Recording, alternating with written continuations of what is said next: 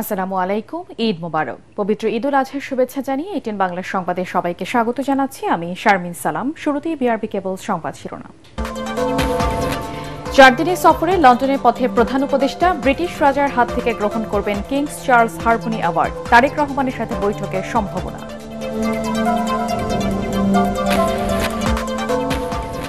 সাবেক রাষ্ট্রপতি আব্দুল হামিদের দেশে ফেরা নিয়ে নতুন বিতর্ক। ওয়ারেন্ট না থাকায় গ্রেপ্তার করা হয়নি জানালেন স্বরাষ্ট্র উপদেষ্টা।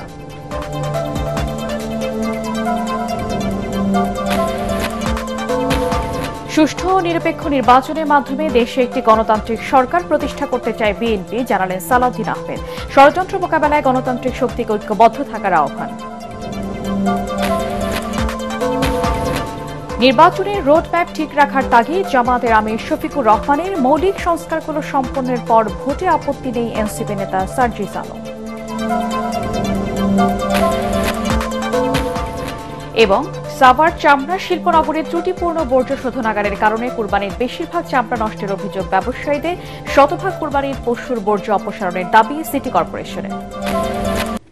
শুনছিলেন বিআরবি কেবল সংবাদ শিরোনাম, এবারে বিস্তারিত। 4 দিনের সরকারি সফরে লন্ডনের পথে প্রধান উপদেষ্টা ড মোহাম্মদ ইউনূস সন্ধ্যায় শাহজালাল আন্তর্জাতিক বিমানবন্দর থেকে লন্ডনের উদ্দেশ্যে রওনা দেন তিনি। এই সফরে বাকিংহাম প্যালেসে ব্রিটিশ রাজা তৃতীয় চার্লসের সঙ্গে দেখা করবেন প্রধান উপদেষ্টা। এ সময় তিনি রাজা চার্লসের হাত থেকে গ্রহণ করবেন কিংস চার্লস হারমোনি অ্যাওয়ার্ড। সফর সঙ্গী হিসেবে প্রধান উপদেষ্টার সঙ্গে রয়েছেন বাংলাদেশ ব্যাংকের গভর্নর ড আহসান এইচ মনসুর ও দুর্নীতি দমন কমিশনের চেয়ারম্যান ড আব্দুল মোমেন। এছাড়াও দুই দেশের সম্পর্ককে পুনরুজ্জীবিত এবং অর্থনীতি, বাণিজ্য ও বিনিয়োগের ক্ষেত্রে সম্প্রসারণের লক্ষ্যে এই সফর অনুষ্ঠিত হবে বলে জানিয়েছেন প্রধান উপদেষ্টার প্রেস উইং। এছাড়া লন্ডনে প্রধান উপদেষ্টা ড মোহাম্মদ ইউনূসের সঙ্গে বৈঠক করার সম্ভাবনা রয়েছে সেখানে অবস্থানরত বিএনপির ভারপ্রাপ্ত চেয়ারম্যান তারেক রহমানের।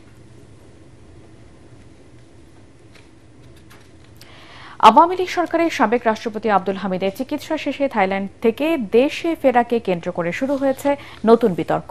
কিশোরগঞ্জে হত্যা মামলা থাকার পরও কেন তাকে গ্রেপ্তার করা হলো না, এ নিয়ে চলছে গুঞ্জন, আলোচনা। তবে স্বরাষ্ট্র উপদেষ্টা অবসরপ্রাপ্ত লেফটেন্যান্ট জেনারেল জাহাঙ্গীর আলম চৌধুরী বলেছেন তার বিরুদ্ধে তদন্ত শেষে ব্যবস্থা নেওয়া হবে। ইমদাদুল্লাহ বাবুর রিপোর্ট। রোববার দিবাগত গভীর রাতে ব্যাংকক থেকে চিকিৎসা শেষে দেশে ফেরেন আওয়ামী লীগ সরকারের সাবেক রাষ্ট্রপতি অ্যাডভোকেট আব্দুল হামিদ।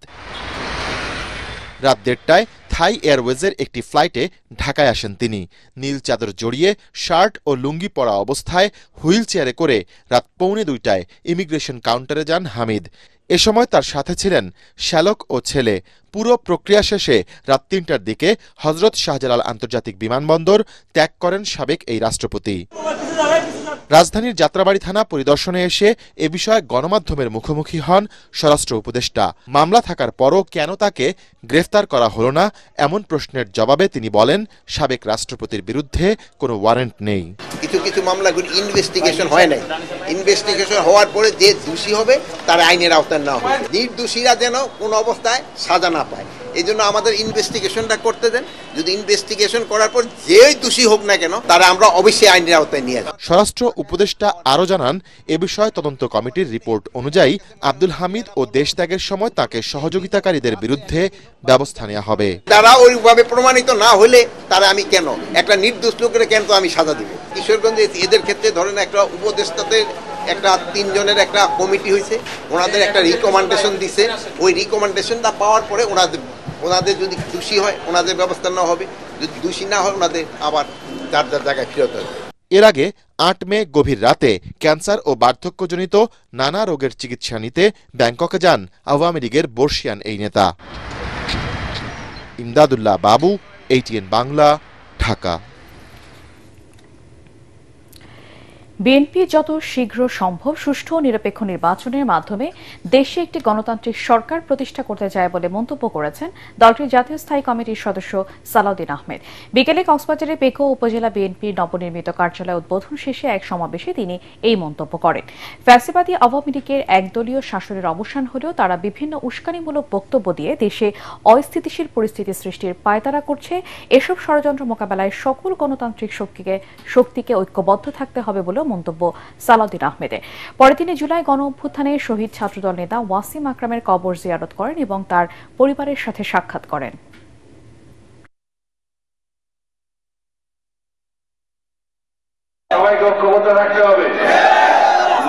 কল্যাণে কাজ করতে হবে।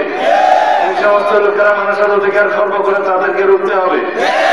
বাংলাদেশ জাতীয়তাবাদী দল মানেই গণতন্ত্রের ঠিকানা। প্রধান উপদেষ্টা নির্বাচনের রোডম্যাপ যেন অনিশ্চিত হয়ে না পড়ে সেই বিষয়ে লক্ষ্য রাখার তাগিদ দিয়েছেন জামাত ইসলামের আমির ডক্টর শফিকুর রহমান। পাশাপাশি নির্বাচনে তরুণ প্রবাসী ভোট নিশ্চিতের দাবি জানান তিনি। দুপুরে মৌলভীবাজারের বড়লেখায় ঈদ পুনর্মিলনী অনুষ্ঠানে এসব কথা বলেন আমিরের জামাত। প্রবাসীদের রেমিটেন্স যোদ্ধা বলা হলেও নাগরিকত্বের প্রথম অধিকার ভোট থেকে তাদের বঞ্চিত রাখা মেনে নেওয়া হবে না বলেও মন্তব্য করেন ডক্টর শফিকুর রহমান। এই নির্বাচন কোনোভাবে যেন অনিশ্চিত হয়ে না পড়ে, দেশবাসীকে অনুরোধ করব এই নির্বাচন যাতে সুষ্ঠু হয়, জনগণ যাতে তার পছন্দের আদর্শ ব্যক্তি এবং দলকে বাছাই করে নিতে পারে, তার সপক্ষে নিজের ভোট দিতে পারে। এই জন্য দেশবাসী অবশ্যই আমরা সবাই মিলে পাহারাদারের ভূমিকা পালন করব। মৌলিক সংস্কারগুলো সম্পন্ন হলে এপ্রিলে নির্বাচন নিয়ে কোনো দ্বিমত নেই বলে মন্তব্য করেছেন জাতীয় নাগরিক পার্টির উত্তরাঞ্চলের মুখ্য সংগঠক সার্জিস আলম। দুপুরে পঞ্চগড়ে চৌরঙ্গীতে দলীয় নেতাকর্মীদের সাথে চা চক্র শেষে তিনি এই মন্তব্য করেন। আগামী 15 তারিখের মধ্যে এনসিপি রেজিস্ট্রেশনের জন্য আবেদন করা হবে এবং যথাযথ প্রক্রিয়া অনুসরণ করে অন্যান্য রাজনৈতিক দলের মতো তাদের দলের নিবন্ধন এবং রেজিস্ট্রেশন কার্যক্রম সম্পন্ন করা হবে বলেও আশাবাদ ব্যক্ত করেন সার্জিস আলম। জাতীয় নাগরিক পার্টি দক্ষিণাঞ্চলের মুখ্য সংগঠক হাসনাত আব্দুল্লাহ সহ দলীয় নেতাকর্মীরা এই সময় উপস্থিত ছিলেন। এই যে ভোট চুরির যে রাজনীতি, তারপরে ব্যালট বাক্স চুরি করার যে রাজনীতি, ভোট কেন্দ্র দখলের যে রাজনীতি, এই উদাহরণগুলো বাংলাদেশে আর কোনোদিন যেন না আসে। অন্তর্বর্তীকালীন সরকার এবং আইন শৃঙ্খলা রক্ষাকারী বাহিনী এই ক্ষেত্রে যেন তাদের সর্বোচ্চ পেশাদারিত্বের পরিচয় দেয়।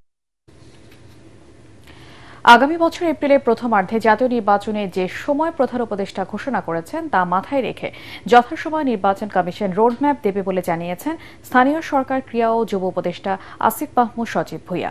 সকালে কুমিল্লার মুরাদনগরে বিভিন্ন এলাকায় ঈদ শুভেচ্ছা বিনিময় শেষে সাংবাদিকদের প্রশ্নের জবাবে তিনি একথা জানান। স্থানীয় সরকারের জনপ্রতিনিধি না থাকায় দৈনন্দিন সেবা থেকে জনগণ বঞ্চিত হচ্ছে বলেও মন্তব্য করেন উপদেষ্টা আসিফ মাহমুদ। রাজনৈতিক দলগুলোর থেকে যে কনসার্নটা ছিল স্থানীয় সরকার নির্বাচন হলে সংসদ নির্বাচন পিছিয়ে যেতে পারে, এখন তো আর সেই সম্ভাবনাটা নেই, যেহেতু আমাদের মাননীয় প্রধান উপদেষ্টা তিনি একটা সময় নির্ধারিত করে দিয়েছেন। তো স্থানীয় সরকার নির্বাচন আয়োজন করাটা আপনারা জানেন সরকারের প্রথম থেকে বিশেষ সদিচ্ছা ছিল। কোন পর্যায়ে কতটুকু আমরা করতে পারি, স্থানীয় সরকারের অনেকগুলো স্তর আছে, কতটুকু আমরা করতে পারি সেটা আমরা দেখব এবং সরকারের সিদ্ধান্ত অনুযায়ী আমরা সেই অনুযায়ী নির্বাচন কমিশনকে নির্বাচন আয়োজনের জন্য বলতে পারি। সাভার চামড়া শিল্পনগরে ত্রুটিপূর্ণ কেন্দ্রীয় বর্জ্য শোধনাগারের কারণে কুরবানির বেশিরভাগ চামড়াই নষ্ট হচ্ছে অভিযোগ জানিয়েছেন ব্যবসায়ীরা। এজন্য চামড়া রপ্তানি বাধাগ্রস্ত হচ্ছে বলেও জানান তারা। শিল্পনগরী পরিদর্শনে এসে বর্জ্য শোধনাগারটি দ্রুতই সরানোর আশ্বাস দিয়েছেন শিল্প উপদেষ্টা আদিলুর রহমান খান। তিনি বলেন, ইউরোপীয় ইউনিয়নের সহযোগিতায় ইতোমধ্যেই শুরু হয়েছে সমীক্ষা। শারফুল আলমের রিপোর্ট। কয়েক বছর ধরে দেশের বাজারে কমছে পশুর চামড়ার দাম। কেনা দামেও বিক্রি করতে না পারায় কোরবানির সময় অনেকেই চামড়া ফেলে দিচ্ছেন, এমন অভিযোগও পাওয়া যাচ্ছে।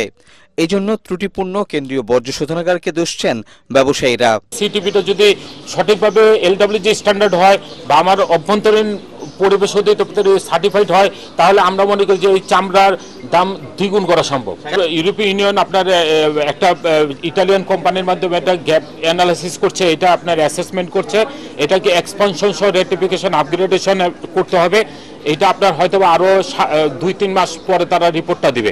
এইটা ছাড়া কিন্তু আপনার আসলে আমার মানে রপ্তানি বাড়বে না এবং চামড়ার দামও বাড়বে না। সাভারে চামড়া শিল্পনগরী পরিদর্শনে গিয়ে বর্জ্য শোধনাগারটি দ্রুত সংস্কার করা হবে বলে জানান শিল্প উপদেষ্টা। তিনি জানান, শোধনাগারটি সংস্কারের বিষয়ে এরই মধ্যে সমীক্ষা শুরু করেছে ইউরোপীয় ইউনিয়ন। যে ত্রুটিগুলি আছে এটা সংশোধন করে এটাকে কার্যকরী যতদূর এগিয়ে নিয়ে যায় করে আমরা সেটার ব্যবস্থা নেব। এদিকে কোরবানি পশুর চামড়াকে ঘিরে শিল্পনগরীতে ব্যস্ততা বেড়েছে ট্যানারি মালিকদের। সংগ্রহের পর কাঁচা চামড়ায় লবণ দিয়ে তার সংরক্ষণে ব্যস্ত সময় পার করছেন ট্যানারি মালিকরা।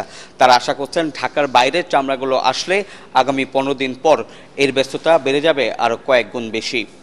শরফুল আলম, এটিএন বাংলা, সাভার, ঢাকা। কোরবানির পশুর বর্জ্য ড্রেনে জমা পানির সাথে মিশে যেন এডিস মশা বংশবিস্তার রোধে বিশেষ অভিযান পরিচালনা করা হবে বলে জানিয়েছে সিটি কর্পোরেশন। বিকেলে পৃথক সংবাদ সম্মেলনে ঢাকা দক্ষিণ ও উত্তর সিটি কর্পোরেশনের প্রশাসক জানান, এরই মধ্যে শতভাগ কোরবানির পশুর বর্জ্য অপসারণ করা হয়েছে। মিজান শাহজাহানের রিপোর্ট। 3 দিনের কোরবানি শেষে বর্জ্য অপসারণের সর্বশেষ পরিস্থিতি জানাতে সংবাদ সম্মেলনের আয়োজন করে ঢাকা দক্ষিণ সিটি কর্পোরেশন। কারণ বাজারের ওয়াসা ভবনে সংবাদ সম্মেলনে প্রশাসক মোহাম্মদ শাহজাহান মিয়া বলেন, 12,853 কর্মীর রাত দিনের পরিশ্রমে নির্ধারিত সময়ে বর্জ্য অপসারণ সম্ভব হয়েছে। ডেঙ্গুর প্রকোপ ঠেকাতে বিশেষ ব্যবস্থা নেওয়া হবে বলে জানান দক্ষিণ সিটি প্রশাসকের পাশাপাশি ওয়াসার এমডি হিসাবে দায়িত্ব পালন করা এই কর্মকর্তা।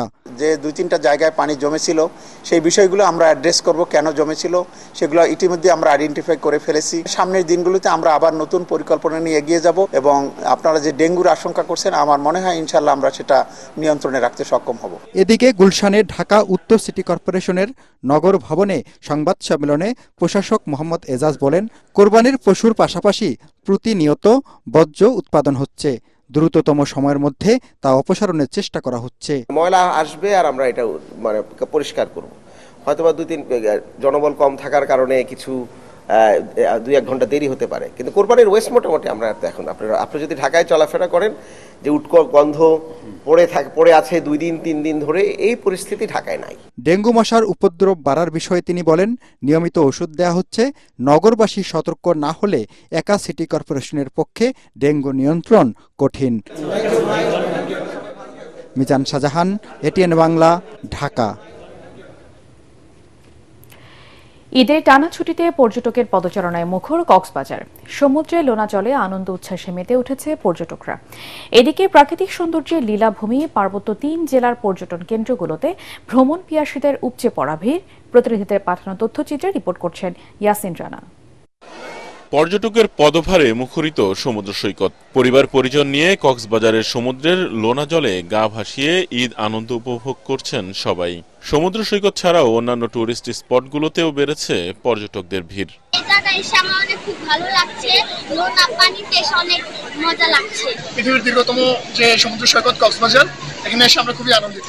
এদিকে ঈদের বাড়তি আনন্দ উপভোগ করতে পাহাড়ে ছুটছেন পর্যটকরা। খাগড়াছড়ির পর্যটন স্পটগুলোতে উপচে পড়া ভিড়। আলুটিলা জেলা পরিষদ হর্টিকালচার পার্ক রিসাং ঝর্ণা পর্যটকের আগমনে পরিপূর্ণ।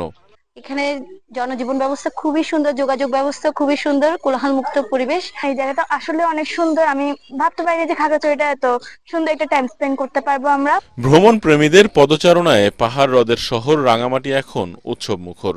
ঝুলন্ত সেতু, পলোয়েল ইকো পার্ক, আরণ্যক, সুবলং ও বিলাইছড়ি ঝর্ণার সৌন্দর্য উপভোগ করতে ছুটে এসেছেন হাজারো পর্যটক।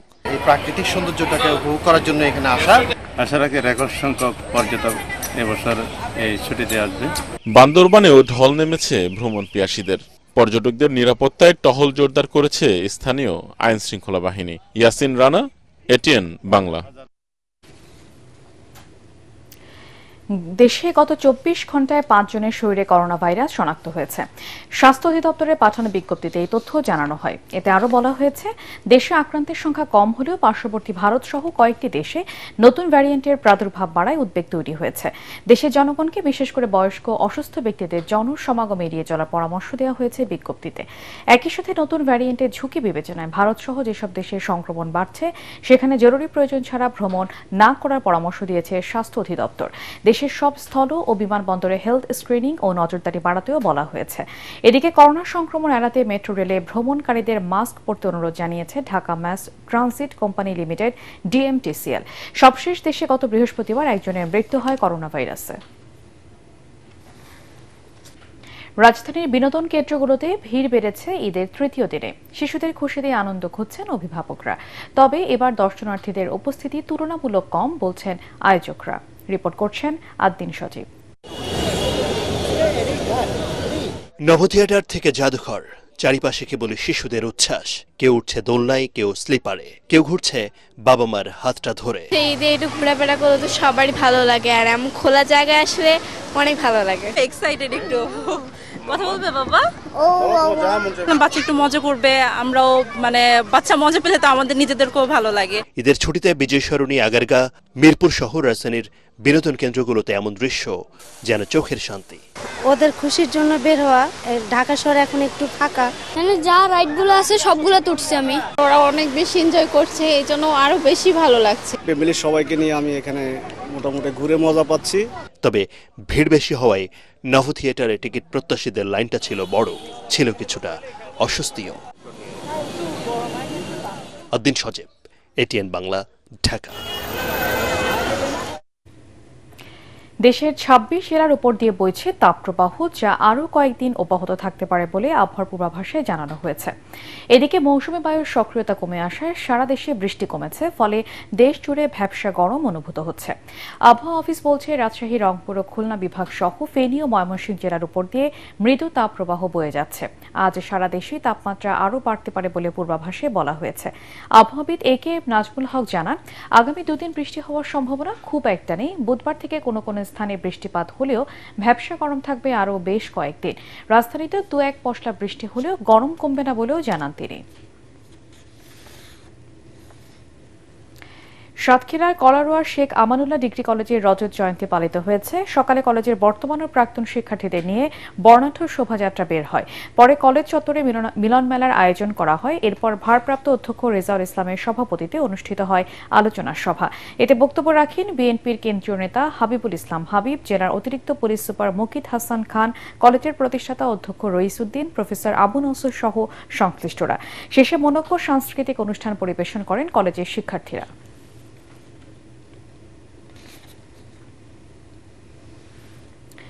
স্মৃতির মোহনায় মিলেছে স্বজন, ঘুচে যাবে সব প্রজন্মের বিভাজন। এই স্লোগান নিয়ে বগুড়ার ধুনট সরকারি নঈমউদ্দিন পাইলট উচ্চ বিদ্যালয়ের প্রথম পুনর্মিলনী অনুষ্ঠিত হয়েছে। সকালে স্কুলের প্রতিষ্ঠাতা নঈমউদ্দিনের কবর জিয়ারতের মাধ্যমে অনুষ্ঠানের সূচনা হয়। পরে স্কুল ক্যাম্পাস থেকে আনন্দ র্যালি বের করেন ছাত্রছাত্রীরা।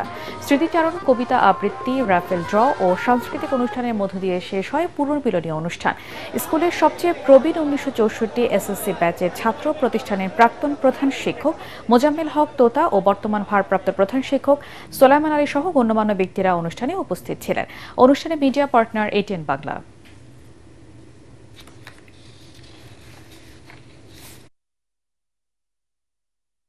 সবাই থাকে তোমাদের মধ্যে ঐক্য, আর একটা কি শৃঙ্খলা, যেটা ডিসিপ্লিন ছাড়া কেউ কোনোদিন সফলকাম হয় না। এমন একটা সুন্দর মিলন মেলার আয়োজন করেছেন, এই জন্য আয়োজকদের আমি ধন্যবাদ জ্ঞাপন করছি। আল রাফি ইসলামী ব্যাংক অর্থ সংবাদ।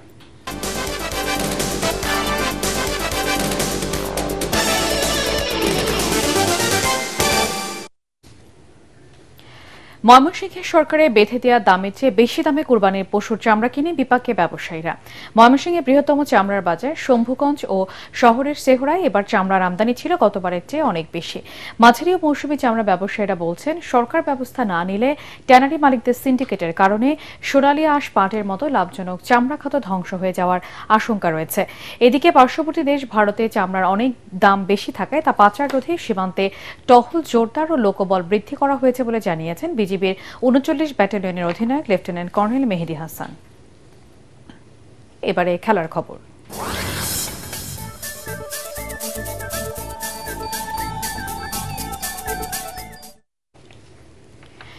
সিঙ্গাপুরের বিপক্ষে জয় নিয়ে পূর্ণ ৩ পয়েন্ট পেতে চায় বাংলাদেশ। মঙ্গলবার এএফসি এশিয়া কাপ বাছাইকে ম্যাচকে সামনে রেখে আনুষ্ঠানিক সংবাদ সম্মেলনে এই প্রত্যাশার কথা জানান দলের কোচ এবং অধিনায়ক। এ সময় সিঙ্গাপুর কোচ বলেন, তাদের লক্ষ্য ভালো ফুটবল খেলা। কাল সন্ধ্যা ৭টায় জাতীয় স্টেডিয়ামে মাঠে নামবে দু দল। রিপোর্ট করছেন এসএম আশরাফ। এক ম্যাচ নিয়ে এত আগ্রহ, এত উন্মাদনা বাংলাদেশের ফুটবলে রীতিমতো বিরল। অবশেষে মাঠে নামছে দুদল। হামজা চৌধুরী, জামাল ভুইয়াদের প্রস্তুতি সম্পন্ন। গ্রুপ পর্বের প্রথম খেলায় ভারতের বিপক্ষে ড্র করায় এই ম্যাচে জিততে চায় স্বাগতিক দল। কোচ এবং অধিনায়কের কণ্ঠে আত্মবিশ্বাসের সুর। It's great news that we are able to develop the players in here, to give the opportunities to players who play in here. Either they are born abroad or in Bangladesh. আমরা জানি ওরা মানে strong side হচ্ছে set piece আর build up, so আমরা কিভাবে কেয়াস create করতে পারি এটা আজকে আলাপ করছি। অন্যদিকে সিঙ্গাপুরও তাদের প্রথম খেলায় ড্র করেছে হংকংয়ের বিপক্ষে। 10 বছর পর দুই দলের সাক্ষাৎ হচ্ছে। কোচ বলছেন তাদের ফোকাস বল দখলে রেখে ভালো ফুটবল খেলা। Bangladesh stadium is always filled with their friends, so I feel it's going to be a difficult match but an entertaining and a very good match tomorrow. প্রস্তুতি ম্যাচে ভুটানকে হারানোয় হাবিয়ার ক্যাব্রেরার দল বাড়তি আত্মবিশ্বাস নিয়েই মাঠে নামছে। S M Ashraf, ATN Bangla, Dhaka. সিঙ্গাপুরের বিপক্ষে ম্যাচে নিরাপত্তার সব প্রস্তুতি সম্পন্ন করেছে ঢাকা মেট্রোপলিটন পুলিশ। দুপুরে ঢাকা স্টেডিয়ামে সোয়াতে নিয়ে নিরাপত্তার মহড়ার অংশ নেয়। সেখানে সন্ত্রাসীদের কিভাবে মোকাবেলা করা হবে, বোম নিষ্ক্রিয় করা হবে তা নিয়ে প্রস্তুতি নেয় নিরাপত্তা নিয়োজিত সদস্যরা। এ সময় তারা হুঁশিয়ারি করে বলেন, কেউ যদি খেলা চলার সময় মাঠে প্রবেশ করে তাহলে তাদের গ্রেপ্তার করা হবে। আমাদের যথাযথ যে প্রক্রিয়া সেগুলো আমরা ফলো করব এবং সোয়াট আমাদের সঙ্গে থাকবে, আমাদের পুলিশের ওভার টিমও থাকবে, আর ওভার টিম যেটা সেটাও থাকবে। আমাদের ইনশাআল্লাহ নিরাপত্তা নিয়ে কোনো সমস্যা হবে না। শেষ করার আগে বিআরবি কেবল সংবাদ শিরোনাম আরেকবার। 4 দিনের সফরে লন্ডনের পথে প্রধান উপদেষ্টা। ব্রিটিশ রাজার হাত থেকে গ্রহণ করবেন Kings Charles Harmony Award. Tarek রহমানের সাথে বৈঠকের সম্ভাবনা।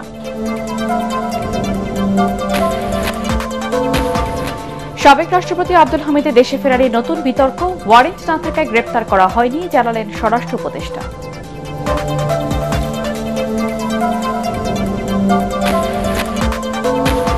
সুষ্ঠু ও নিরপেক্ষ নির্বাচনের মাধ্যমে দেশে একটি গণতান্ত্রিক সরকার প্রতিষ্ঠা করতে চায় বিএনপি, জানালেন সালাউদ্দিন আহমেদ। ষড়যন্ত্র মোকাবেলায় গণতান্ত্রিক শক্তিকে ঐক্যবদ্ধ থাকার আহ্বান। নির্বাচনের রোডম্যাপ ঠিক রাখার তাগিদ জামাতের আমির শফিকুর রহমানের। মৌলিক সংস্কারগুলো সম্পন্নের পর ভোটে আপত্তি নেই এনসিপি নেতা সাদ্রিস আলম। এবং সাভার চামড়া শিল্পনগরীর ত্রুটিপূর্ণ বর্জ্য শোধনাগারের কারণে কুরবানির বেশিরভাগ চামড়া নষ্টের অভিযোগ ব্যবসায়ীদের। শতভাগ কুরবানির পশুর বর্জ্য অপসারণের দাবি সিটি কর্পোরেশনের। পরবর্তী সংবাদ দেখার আমন্ত্রণ জানিয়ে এখনকার মতো শেষ করছি। এইটেন বাংলা সংবাদ ইউটিউবে দেখতে ব্রাউজ করুন youtube/8 বাংলা নিউজ।